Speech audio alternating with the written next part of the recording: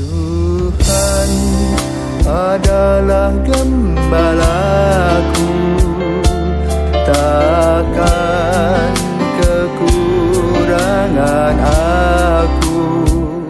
Saudara-saudari yang terkasih di dalam Kristus, selamat pagi. Salam jumpa lagi dalam Sabda Siap Saji Rabu 12 Juli 2023, hari biasa pekan ke-14. Marilah berdoa dalam nama Bapa, Putra, dan Roh Kudus. Amin. Allah Bapa, sumber pengharapan, Kau menyinari para bangsa dengan Yesus sang cahaya sejati. Sinarilah langkah hidup kami dengan cahayanya, dan kuatkanlah harapan kami akan karya keselamatan-Mu bagi kami semua. Dengan pengantaraan Yesus Kristus Putra-Mu Tuhan kami, yang bersama dengan Dikau dalam persatuan Roh Kudus, hidup yang berkuasa Allah sepanjang segala masa. Amin. Tuhan bersamamu dan bersama rohmu. Inilah Injil Yesus Kristus menurut Matius. Dimuliakanlah Tuhan. Matius bab 10 ayat 1 sampai dengan 7. Pada suatu hari Yesus memanggil ke-12 muridnya dan memberi mereka kuasa untuk mengusir roh-roh jahat dan melenyapkan segala penyakit serta segala kelemahan. Inilah nama ke-12 rasul itu. Pertama, Simon yang disebut Petrus, dan Andreas saudaranya, Yakobus anak Zebedeus dan Yohanes saudaranya, Filipus dan Bartolomeus, Thomas dan Matius pemungut cukai, Yakobus anak Alfeus dan Tadeus, Simon orang Zelot, dan Judas Iskariot yang mengkhianati Yesus. Ke-12 murid itu diutus oleh Yesus, dan ia berpesan kepada mereka, "Janganlah kalian menyimpang ke jalan bangsa lain, atau masuk ke dalam kota Samaria, melainkan pergilah kepada domba-domba yang hilang dari umat Israel. Pergilah dan katakanlah kerajaan surga sudah dekat." Demikianlah sabda Tuhan, terpujilah Kristus. Saudara-saudaraku terkasih, selamat pagi. Hari ini, Injil hari ini mengajak kita untuk merefleksikan kembali panggilan para murid yang dilanjutkan dengan panggilan para imam.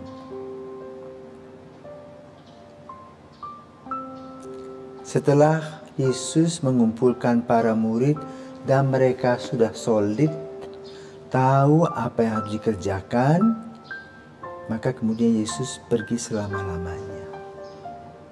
Namun sebelum Yesus pergi selama-lamanya, Yesus mempersiapkan para murid agar mereka mempunyai komitmen yang kuat, agar mereka bisa berkomunikasi satu sama lain sebagai satu saudara, duduk sama rendah, berdiri sama tinggi, agar mereka bisa mewartakan kasih Kristus dalam pelayanan kasih dan membuktikannya dalam kasih nyata melalui pelayanan mereka,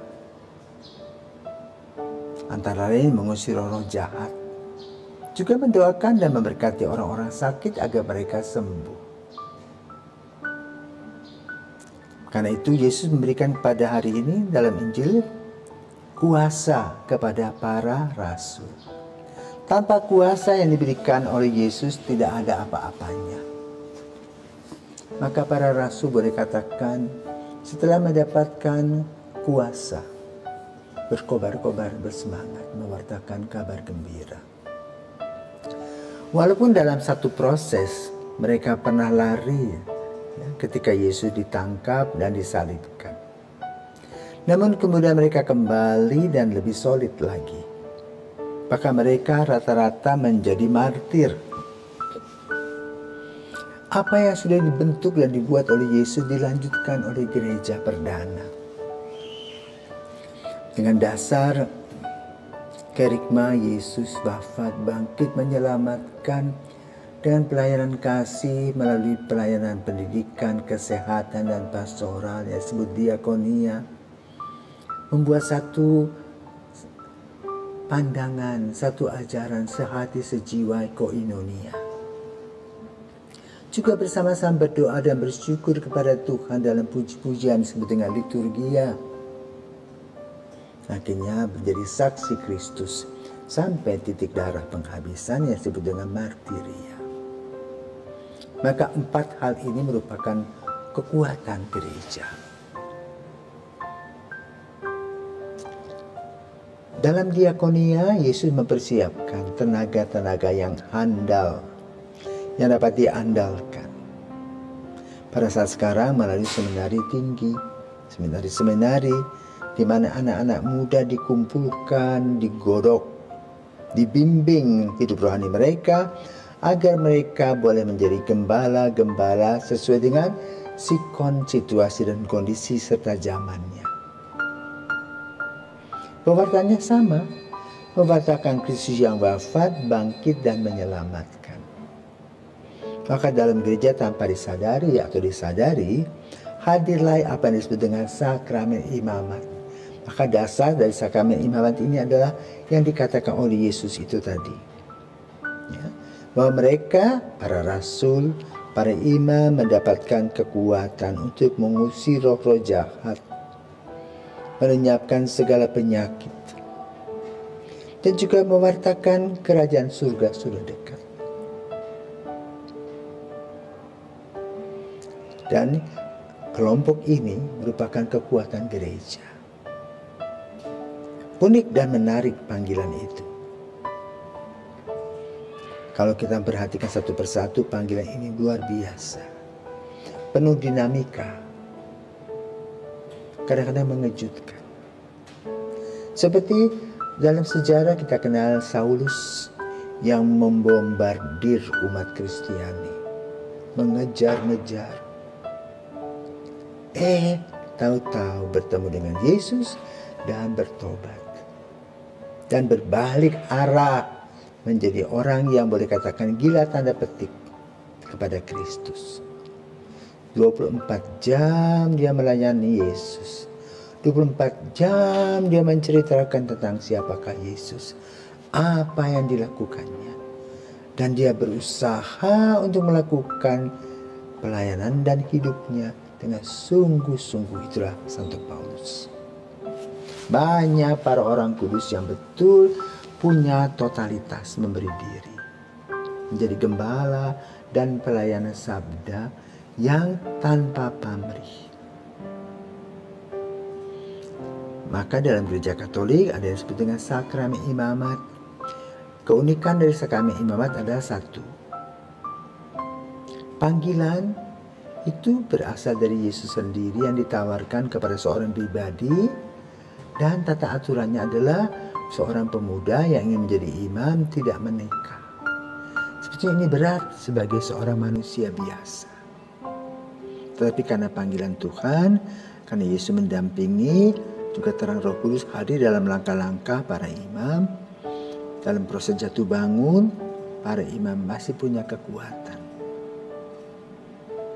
Kalau semua imam habis, maka gereja Katolik sudah tidak ada lagi. Tidak ada orang yang melaksanakan sakramen Ekaristi, yang merupakan sumber dari seluruh sakramen, puncak dari seluruh sakramen. Maka mari saudaraku terkasih, pada hari ini kita juga ingat akan para pastor kita masing-masing, baik yang sudah pergi selama-lamanya maupun yang sedang berjuang di dalam kehidupan ini, agar mereka betul-betul melaksanakan apa yang disampaikan Injil pada hari ini. Katakan, janganlah kalian menyimpang ke jalan bangsa lain atau masuk ke dalam kota Samaria, melainkan pergilah kepada domba-domba yang hilang dari umat Israel. Jangan mengail di akuarium orang, tapi mengaillah di samudera luas. Karena di dalam samudera luas perlu perjuangan. Di dalam akuarium tinggal memasukkan aja sebentar dapat. Tidak ada tenaga, tidak ada pengorbanan yang dilaksanakan. Semoga semangat para imam terus memperkuat kehadiran gereja di bumi ini sampai kapanpun. Di dalam Yesus melalui berkat-berkatnya. Selamat pagi, Tuhan memberkati.